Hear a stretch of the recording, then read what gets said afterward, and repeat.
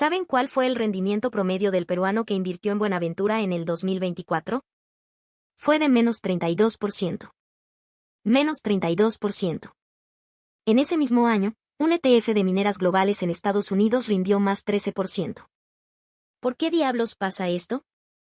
Hoy les voy a contar las reglas ocultas del juego en el mercado de los metales y dónde está la verdadera oportunidad para el 2026.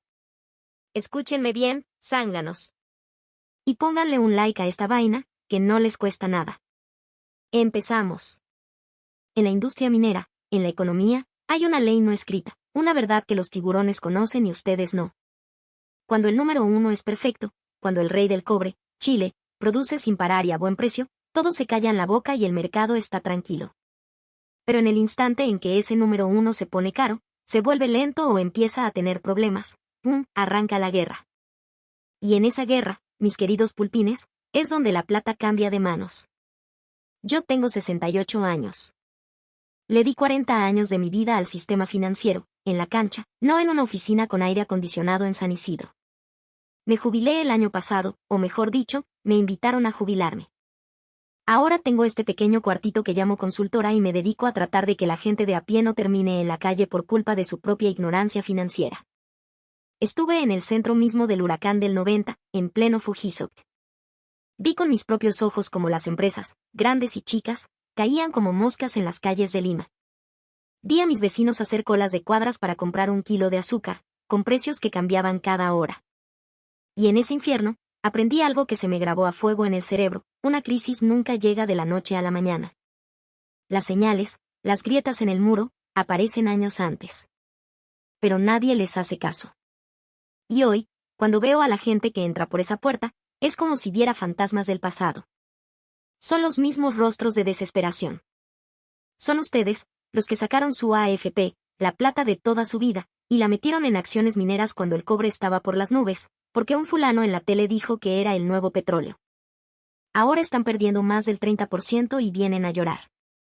Tío Lucho, me dicen con la voz quebrada, pero si todos decían que la minería era el futuro del Perú, que nos íbamos para arriba. ¿Por qué solo yo pierdo plata? ¿Y saben qué les respondo? Les digo, tú no te equivocaste de idea, Gil. Te equivocaste de juego. No conocías las reglas. Conocen a Codelco, ¿verdad? El monstruo chileno. El dueño de casi todo el cobre del mundo, el jugador que pone las reglas. Los chinos, los gringos, los europeos, todos les compran a ellos. Facturan miles de millones de dólares al año, una brutalidad de plata. Esa sola empresa tiene al mundo agarrado de donde ya saben. Pero aquí les lanzo una pregunta, para que usen un poco la cabeza: si Codelco decide subir sus precios en el 2026, ¿qué creen que va a pasar? Y no es un invento mío, ya está en los diarios de negocios. Los chilenos están pensando seriamente en subir el precio de su cobre de alta pureza. ¿Por qué? Simple, pues. Porque sacar el cobre de la tierra se está volviendo carísimo para ellos. La crisis del agua en el norte de Chile, los sueldos de los mineros que suben, las nuevas leyes ambientales, todo suma. Solo construir una nueva fase en una de sus minas les cuesta miles de millones de dólares. ¿Y quién creen que va a pagar esa cuenta? ¿El presidente de Chile? No, pues. La pagan sus clientes, Tesla, los fabricantes de paneles solares, los chinos, el mundo entero. Y el precio sube. La semana pasada vino a verme un señor de 55 años. Un tipo de oficina, toda su vida trabajando en un ministerio. Llamémosle Juan Pérez. Don Juanito, a inicios del 2024, compró acciones de Buenaventura a un precio altísimo. Se había comido el cuento de todos los noticieros. El cobre es el futuro, Perú le ganará la carrera a Chile. Esas frases que suenan tan bonito en la boca de los expertos.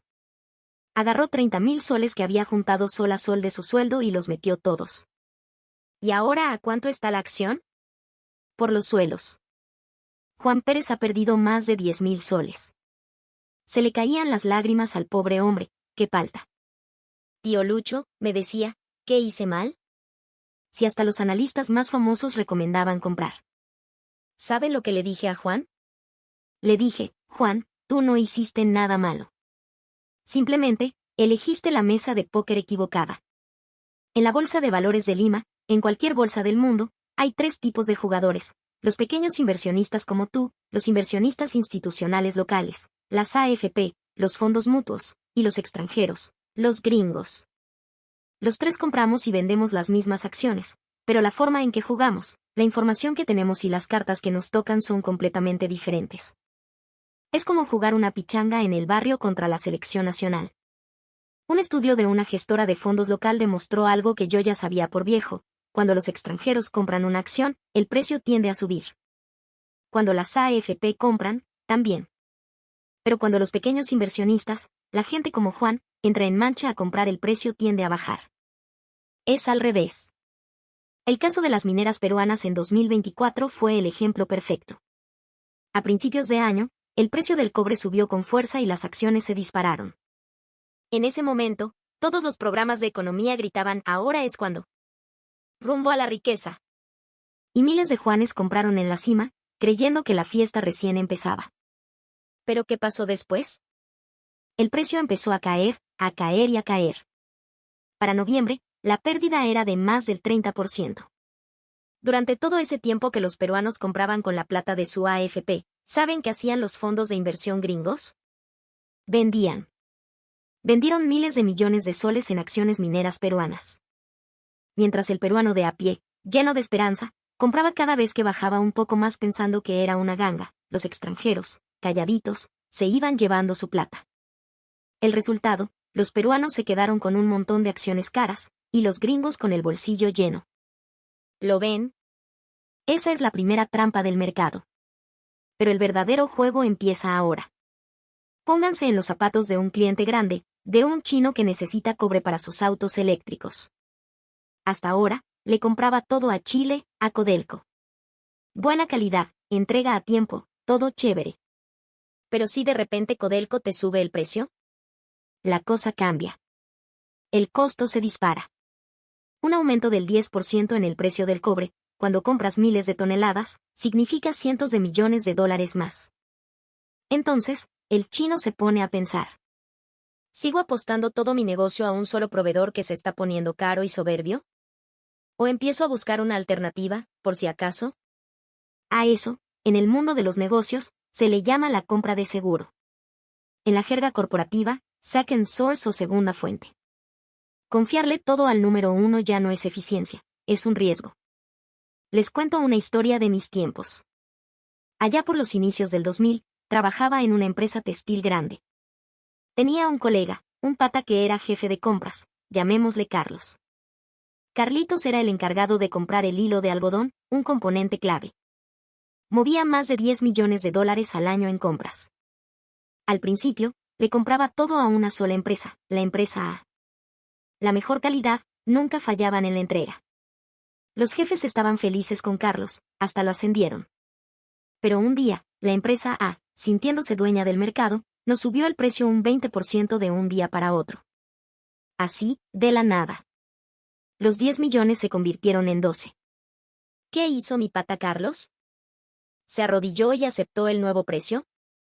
¿O buscó otras opciones? Se puso a pensar. La empresa A era perfecta, pero cara. Y apareció la empresa B, una más chica, de gamarra, con una calidad un poquito menor, pero mucho más barata. Carlos tomó una decisión de gerente de verdad, le siguió dando el 70% del negocio a la empresa A, para no perder la calidad, pero le dio el 30% restante a la empresa B. Hizo unas pruebas, vio que el hilo no era tan malo y que cumplían. La empresa seguía siendo el proveedor principal, pero ya no tenía el monopolio. Ya no podía hacernos lo que le daba la gana. ¿Vieron? Esa es la compra de seguro. El mercado del cobre es exactamente igual. Si Chile se pone muy caro, los grandes compradores del mundo voltean a mirar a Perú. No es que vayan a abandonar a Chile de la noche a la mañana. Pero empiezan a pasarle una parte de sus pedidos a Cerro Verde, a Antamina, a Las Bambas. Un 10%, un 20% de su compra total. ¿Y qué significa eso para las mineras peruanas? Que sus plantas, que quizás estaban trabajando al 60% de su capacidad, de repente empiezan a trabajar al 80% o al 90%. Y aquí viene la magia financiera que ustedes no entienden. Cuando la producción sube, los costos fijos, sueldos, mantenimiento, electricidad, se reparten entre más toneladas de cobre. el costo por cada tonelada baja drásticamente y las ganancias se disparan. La minería es un juego de utilización de capacidad. Una mina operando al 50% puede estar perdiendo plata, pero al 70%, la ganancia no se duplica, se puede quintuplicar. Y aquí les suelto un dato clave: las mineras peruanas están diciendo, una y otra vez, que su objetivo es volver a ser rentables para el 2027. Ahorita, algunas están en rojo. Pero planean volver a ganar plata en un par de años. ¿Cómo piensan lograr ese milagro? Precisamente por esta compra de seguro del mundo. Solo con que Perú recupere un poco de la participación de mercado que perdió, el juego cambia por completo. Además, hay otro punto importante: Chile no es perfecto.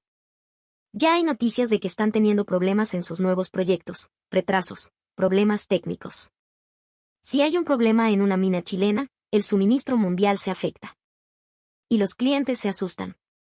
No pueden esperar a que el problema ocurra para buscar otro proveedor. Tienen que prepararse desde ahora. Y esa preparación es la gran oportunidad para la minería peruana. No es que nuestros ingenieros se hayan vuelto genios de un día para otro. Es que el tablero de juego se está moviendo a nuestro favor.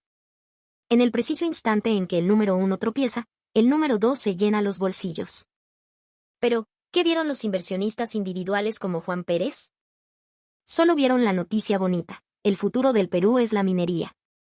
No entendieron la estructura, el juego de precios de Chile, la estrategia de la compra de seguro, la importancia de la capacidad de producción.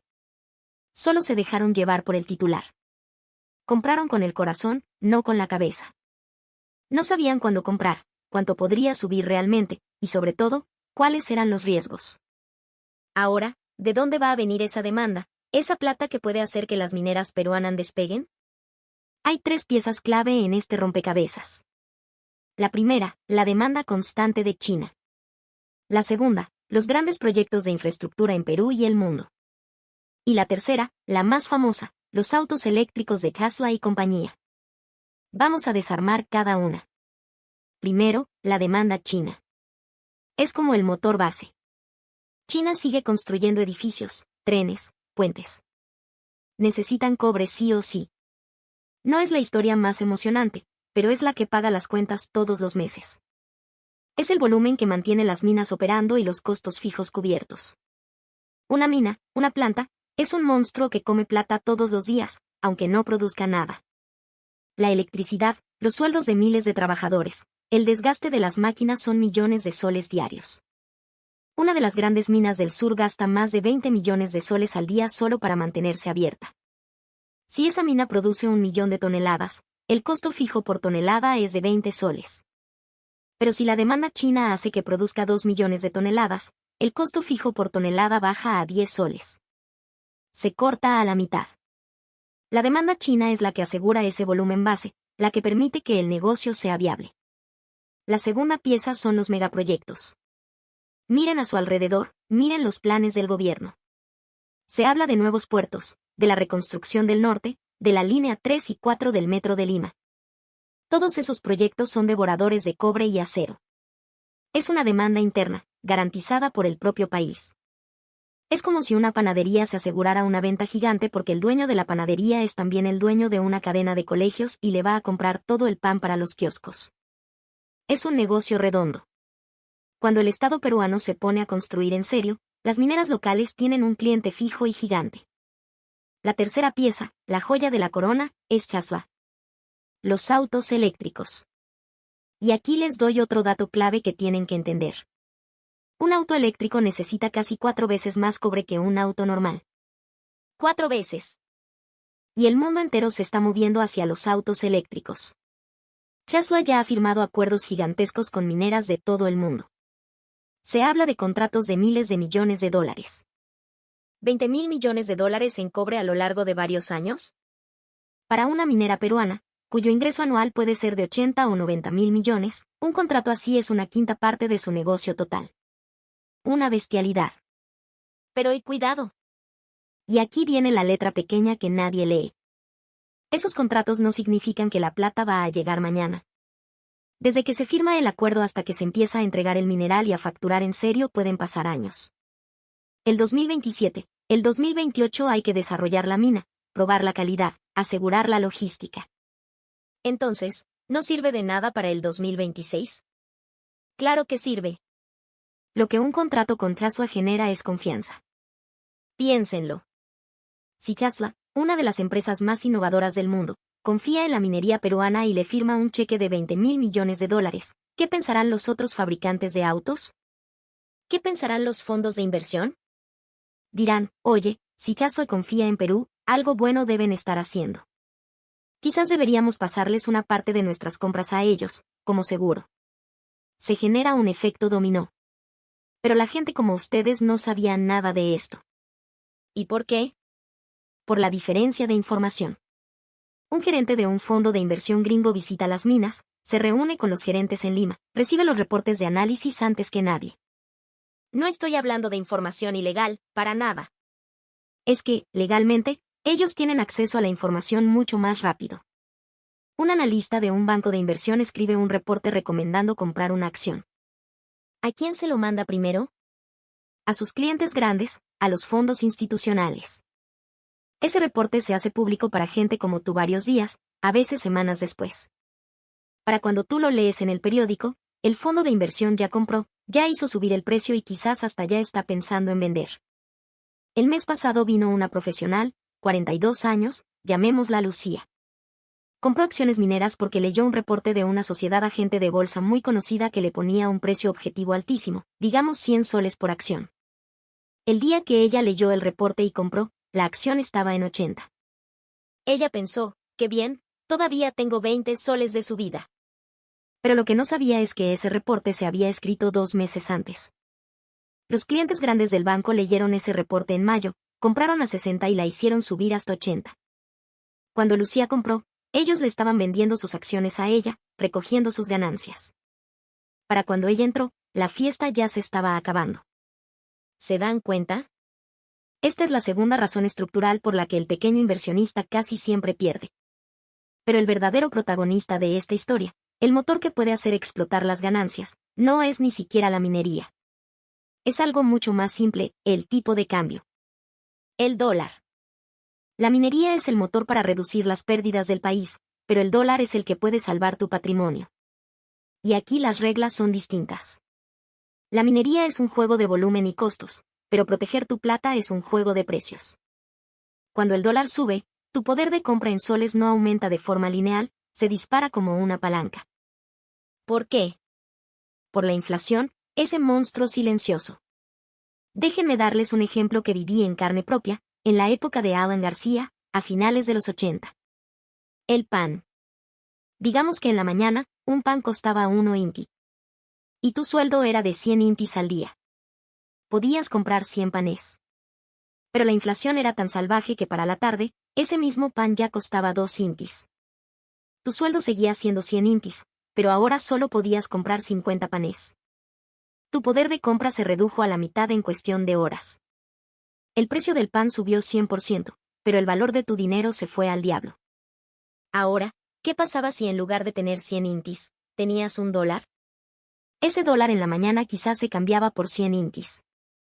Pero en la tarde, con la devaluación, ese mismo dólar ya valía 200 intis. Con tu mismo dólar, ahora podías comprar 100 panes, mientras que el que se quedó en intis solo podía comprar 50. ¿Lo ven? Esa es la brutalidad de una moneda débil. Y el sol, por más que nos duela, siempre será más débil que el dólar a largo plazo. El mercado lo sabe. Los analistas proyectan que la presión sobre el sol continuará. El ruido político, la deuda externa, la desconfianza, todo juega en contra. Mientras el gobierno intenta controlar la inflación, la gente con plata de verdad no se queda en soles, se refugia en el dólar. ¿Por qué el dólar se mantiene fuerte? Porque los que manejan la economía mundial han aprendido la lección. Ya no inundan el mercado con dólares como antes, ahora son más cuidadosos. Y la demanda de dólares sigue creciendo. El comercio mundial, las deudas de los países, el ahorro de la gente en países inestables como el nuestro, todo se mueve en dólares. ¿Cuánta gente conocen que ahorra para su jubilación en soles? Muy poca. Todos piensan en dólares. Pero el inversionista común no entiende esta estructura. ¿Por qué? Por la diferencia en la capacidad de análisis. Las grandes corporaciones, los bancos, tienen ejércitos de economistas. Decenas de personas dedicadas a tiempo completo a analizar la economía mundial, la política monetaria, a calcular cuál será el tipo de cambio en 6 meses. Es muy difícil que una persona normal, después de trabajar 8 o 10 horas en su chamba, llegue a su casa y en un par de horas de estudio pueda ganarle a esa gente. Se los digo con 40 años de experiencia en este negocio, es casi imposible vencer a los profesionales. El mes pasado vino un muchacho de 35 años. Llamémosle Mateo. Había comprado acciones de una empresa de litio, que ahora está de moda. Lo hizo porque vio un video en YouTube de un supuesto gurú que decía que el litio era el oro blanco. Le pregunté a Mateo, ¿sabes qué es el HBM? Me miró con cara de no entender. Le expliqué que era una pregunta del guión original y la traduje. ¿Sabes la diferencia entre el carbonato de litio y el hidróxido de litio? ¿Sabes cuál de los dos necesitan las fábricas de baterías de Tesla? ¿Has calculado cuánto cuesta sacarlo de la roca en Puno comparado con sacarlo de los salares de Chile o Argentina? Mateo no supo qué decir. Se quedó mudo. Solo sabía que el litio iba a subir. Había apostado la plata de su familia basándose en un dicen que. Los analistas de los fondos calculan todo eso. El tamaño del mercado de litio, la participación de cada país, los márgenes de ganancia, el costo de producción. Y con base en esos números, compran o venden. El pequeño inversionista compra porque dicen que. También está la diferencia de velocidad. En la Bolsa de Lima, un porcentaje cada vez mayor de las transacciones las hacen computadoras. Algoritmos que compran y venden cientos de veces por segundo. Es una velocidad que ningún ser humano puede igualar. En el instante en que tú ves una noticia, agarras tu celular y aprietas el botón de comprar, la computadora de un fondo de inversión ya compró, hizo subir el precio y te está vendiendo a ti más caro. En una carrera de velocidad, el individuo no tiene cómo ganar. Pero hay algo más importante que todo eso, la diferencia psicológica. Para ti, la plata en tu cuenta de inversión no es solo un número. Es la cuota del colegio de tus hijos, el pago de la hipoteca, tus ahorros para la vejez. Por eso, cuando ves que ese número baja, tus emociones te traicionan. Está estudiado, a la gente le duele el doble perder dinero que la alegría que le da ganarlo. El dolor de perder 100 soles es mucho más fuerte que la felicidad de ganar 100 soles. Y para evitar ese dolor, la gente hace estupideces. ¿Cómo se ve esto en la bolsa? Una acción que sube un poquito, la vendes al toque para asegurar esa pequeña ganancia. Pero una acción que baja, te aferras a ella como a un salvavidas, rezando para que suba. No quieres aceptar la pérdida. El resultado, las ganancias las cortas rápido y las pérdidas las dejas crecer hasta que te destruyen. Tenía un compañero de trabajo, un pulpín, allá por los 2000. Se metió a un fondo inmobiliario que estaba de moda. Puso 30,000 soles. En 6 meses, el fondo subió 10%. Ganó 3,000 soles. ¿Qué hizo el muchacho? Vendió todo al instante. Con 3,000 soles estoy feliz, dijo. Pero ese fondo siguió subiendo y subiendo. Al final del año, había subido 50% más. Si se hubiera quedado, habría ganado 15,000 soles en lugar de 3,000. Dejó de ganar 12,000 soles por miedoso. Y tuve otro colega que fue al revés. Compró una acción y bajó 10%. En lugar de vender y cortar la pérdida, se quedó. Ya subirá, decía. Bajó 20%, 30%. Al final, cuando había perdido la mitad de su plata, vendió, desesperado. No aguantaba más el dolor. ¿Y qué creen que pasó con la acción después de que vendió? Empezó a subir y recuperó todo su valor. Estamos diseñados para actuar así. Los institucionales son un poco más fríos. Como manejan la plata de otros, y tienen reglas estrictas de inversión y venta, la emoción influye menos. La diferencia de tiempo también es crucial. La plata que tú inviertes, generalmente la necesitas disponible. Puede surgir una emergencia médica, la matrícula de la universidad, una reparación en casa. Si la bolsa baja justo cuando necesitas la plata, tienes que vender perdiendo. Pero la plata de un fondo de pensiones, como una AFP, es para usarse en 20 o 30 años. Si la bolsa cae, ellos no se asustan. Tienen tiempo para esperar a que se recupere. Es más, a menudo compran más cuando todo baja, porque está barato. La semana pasada vino don Roberto, dueño de una bodega, 53 años. En el 2023, metió 50.000 soles, los ahorros de su vida, en un fondo de su AFP que invertía fuerte en la bolsa peruana. En 2024, la bolsa cayó. ¿Qué hizo don Roberto? No vendió. Aguantó, esperando el rebote. Pero en marzo, su hija necesitaba plata para la matrícula de la universidad. 20.000 soles. Don Roberto no tuvo más remedio que rescatar parte de su fondo, asumiendo una pérdida enorme. ¿Y quién creen que compró las acciones baratas que el fondo de don Roberto tuvo que vender? Otros fondos más grandes, con más espaldas, que veían la caída como una oportunidad. Para el individuo, una caída es pánico. Para la institución, puede ser una oportunidad. Por último, el costo de transar. El inversionista pequeño tiende a comprar y vender mucho. En la pandemia, la gente se volvió loca. El peruano promedio rotaba toda su cartera de acciones varias veces al año. Cada compra y venta te cuesta una comisión, te genera impuestos. Y, sobre todo, te da más oportunidades para equivocarte. ¿Lo ven? Estas son las razones por las que el pequeño está en desventaja estructural. Suena deprimente, ¿no? Pareciera que es imposible ganar. Pero no es así. El individuo también tiene armas. Si usas tus ventajas, puedes obtener buenos resultados. ¿Y cuál es la mayor ventaja del inversionista individual? El tiempo. A un gerente de fondo lo miden cada 3 meses. Si su rendimiento es malo un trimestre, sus clientes le quitan la plata. Por eso a veces tienen que vender perdiendo, para no quedar mal en la foto del trimestre. Pero a ti no te rinde cuentas nadie. Si una acción tuya cae a la mitad, puedes esperar 3, 5 o 10 años si es necesario hasta que se recupere, siempre que la empresa sea buena. Usar el tiempo a tu favor es tu arma más poderosa. La otra ventaja es la flexibilidad. Los fondos grandes tienen un montón de reglas. No pueden invertir en ciertas empresas, no pueden poner más de un porcentaje en una sola acción, tienen que mantener un mínimo de efectivo. Pero tú eres libre. Si crees que una empresa es una joya, puedes comprarla. Si crees que se viene una crisis, puedes vender todo y quedarte en dólares. Esa libertad, bien usada, es una ventaja enorme. Entonces, ¿qué diablos puedes hacer para mejorar tus resultados?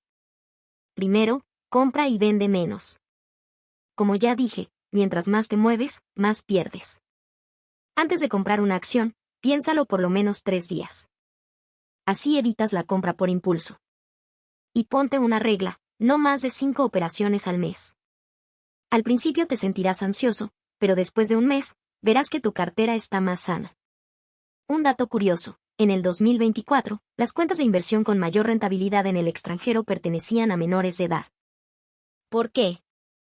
¿Acaso un niño de 15 años sabe más de finanzas que un adulto de 30? No. Es porque esas cuentas las manejan sus padres, y como no es su plata principal, las abren, compran un par de acciones buenas y se olvidan. No las tocan. Las cuentas que no hicieron nada ganaron más que las que estuvieron comprando y vendiendo todo el día. La diversificación también es clave. Adivinar qué acción individual va a subir es casi imposible. Los expertos se equivocan todo el tiempo. Pero que el mercado en su conjunto, a largo plazo, tiende a subir, es algo históricamente comprobado. Claro, hay excepciones. Japón se demoró 34 años en recuperar su máximo histórico. La bolsa de Lima ha tenido décadas perdidas. Por eso no puedes poner toda tu plata solo en Perú. Tienes que diversificar globalmente. Vino a verme un pata. Perdón, Gonzalo. 38 años.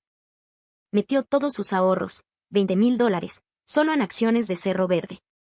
Tío, Cerro Verde no va a quebrar, pues, me decía, muy seguro. Le pregunté, quizás no quiebre, Gonzalo.